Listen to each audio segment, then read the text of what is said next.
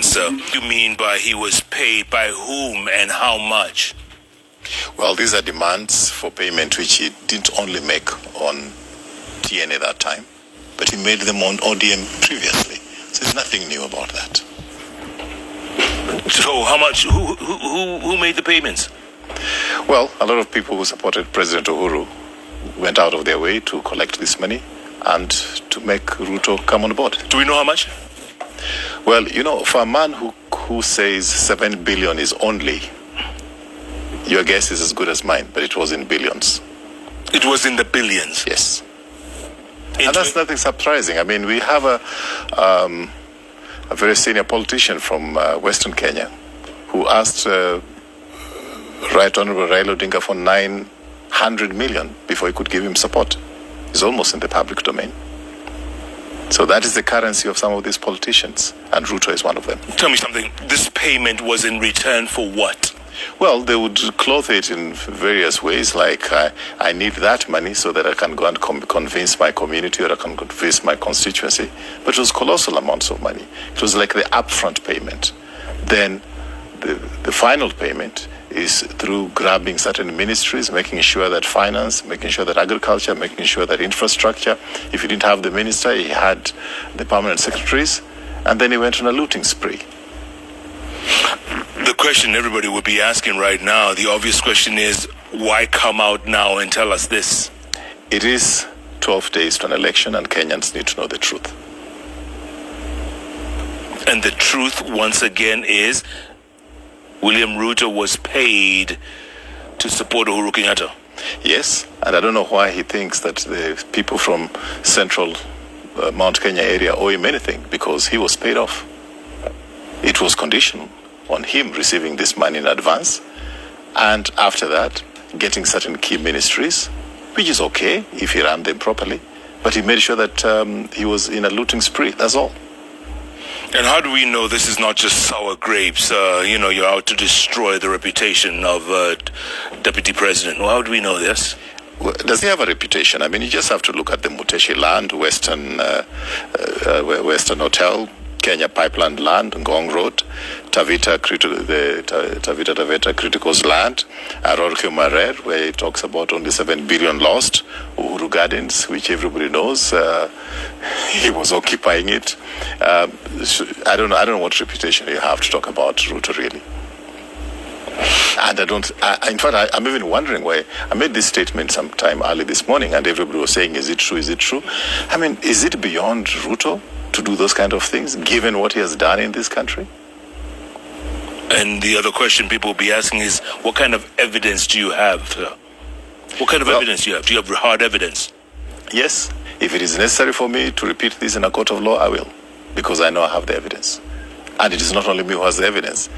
Do find out from a lot of people in our circles. They'll tell you that there was no way RUTO was going to give anything for free. And who actually made the payment? Do we know? You said there were well-wishers, right? Yeah, well-wishers, people around, good supporters of President Kenyatta, who negotiated the deal for him to be able to support President Kenyatta. It wasn't for free. The president was also part of the payment? Did he pay him as well? Well, I won't talk on behalf of the president. You can ask him. Those are some serious allegations, with 12 days to the elections, huh? Well, I think that it's not out of character. It's not out of character. I mean, look at the kind of things that he did. I mean, the moment the handshake took place, many of us in government breathed a sigh of relief. Because previous to that, he was always blackmailing the president. He was controlling parliament through Duale, and of course, the speakers were on his side. The speakers were on his side. Am I lying? Those speakers are now in UDA. But tell me something. Why would Uhuru agree to work with someone like this who was literally blackmailing him? Why would he agree? Well, I think sometimes you have to accept that President Uhuru was between a shark and a crocodile. On one side was RUTO, and the other side was Raila Odinga. Why? They were going to eat him up. So he had to choose whose bite is not so bad. And if the bite of RUTO could make him survive, then naturally, if I was President Uhuru, I would compromise with a person like that. But bitterly so, because you know that he's not an honest person. And that's why really, talking about RUTO leading this country is disaster. I mean, given the kind of scandals that he has, given the kind of, all the theft that are in the public domain, how is he going to even negotiate with the international community, say, to give us a loan for something, say, to reschedule the loans? The whole country will be in a very, very precarious situation when that is a man who we front as a person who can negotiate for us in an international marketplace where the economies are really going down. Yeah. He has no clout to do that because his character is in doubt. This is not an election about manifestos. Manifestos, you can write anything you want to write. There was something in the manifestos called a laptop. I don't need to go there.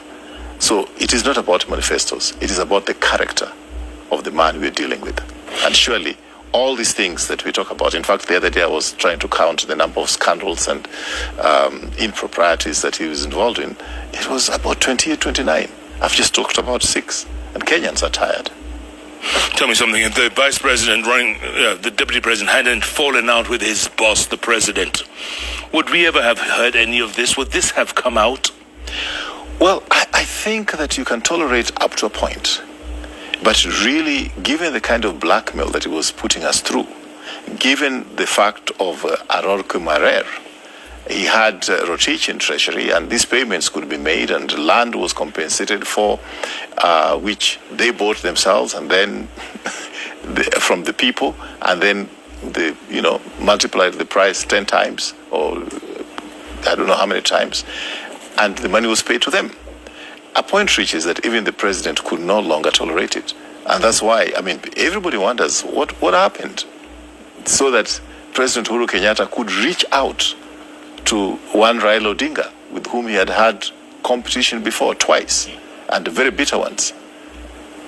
It was better several times to work with an honest Raila who would be ready to work with him without demanding anything in his government, support him in parliament. ODM was now voting for President Uhuru's party, Jubilee Party, instead of RUTO, who at every possible corner he blackmailed the president. He used the speakers. He used Duale. He used Ichungwa. Bottom line, was Jubilee, I guess, birthed on the basis of corruption and blackmail? Is that what you would say? Well, it was a dream to bring the country together. But Ruto's dream was different, to use the numerical advantages of the Gema nation combined with the Kalenjin nation to establish a hegemony of the two communities. And it was not going to work for long. We are a country which was almost on the brink of breaking up. People were publishing maps in the newspapers of what was supposed to be North Kenya and South Kenya. But he was not big enough to even consider reaching out the aisle, reaching across the aisle for the purposes of bringing the country together. All that Ruto has been interested in is his pocket. In fact, I sympathize with the young people who he promises that he'll atatenga 100 billion. Anytime you hear Ruto saying atatenga, you should ask him what is his commission on this one. Tell me something. Is the giver equally as guilty as the receiver? Yes, from a theoretical standpoint. But if you're rushing your child to hospital and the policeman stops you on the way and insists that you give them 200 shillings and your child is very sick, what do? Do you insist that you go to the police station and sort it out, or you take your child to hospital? This is a very sensational story, very sensational allegations. 12 days to the election, sir. We'll have to dig deeper into that. I think you should dig deeper into it. And I think the thing is that, it is not beyond Ruto. It is not beyond RUTO. I mean, given all the other scandals he has, I'm even wondering why anybody is doubting that. I mean, this man can start talking that, of course, he doesn't beat women. But we know women he has beaten and broken their hands and had to go for treatment in South Africa. I don't want to go into those personal issues. Yeah. He's not here to defend himself. We'll have to look for him for that. Yes. Raphael Tuju, Executive Director, Azimio Coalition, good to see you. Thank you. Well done. Thank you so much for your time.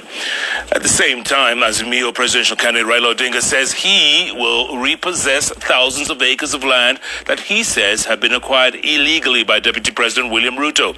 Odinga's running mate Martha Karua went all on Ruto and listed what she termed dubious land dealings that she says makes Ruto unfit to hold public office. Our very own Stephen Leto has more. Odinga and Karua went on a charm offensive in Laikipia and Nyeri counties, 12 days to the polls. Odinga's running mate Martha Karua went bare knuckle on Ruto, saying his appetite for land was shocking. In sequence, Karua started by questioning why Ruto's Western Hotel has not been surrendered back to government. Huyo mkubwa alipelekwa kotini kwa kujenga hoteli kwa ploti ya serikali. Kesi ikakatwa na wengine mnajua. Koti ikasema plot ni ya serikali. Against DP Ruto Corporation. Anya anawaambia hajarudia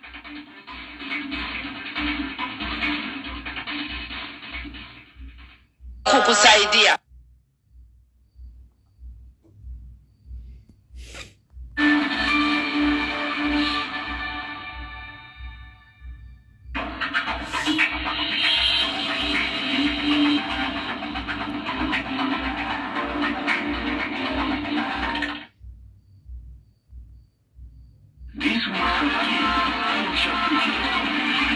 Our very own Chimtai Gowin.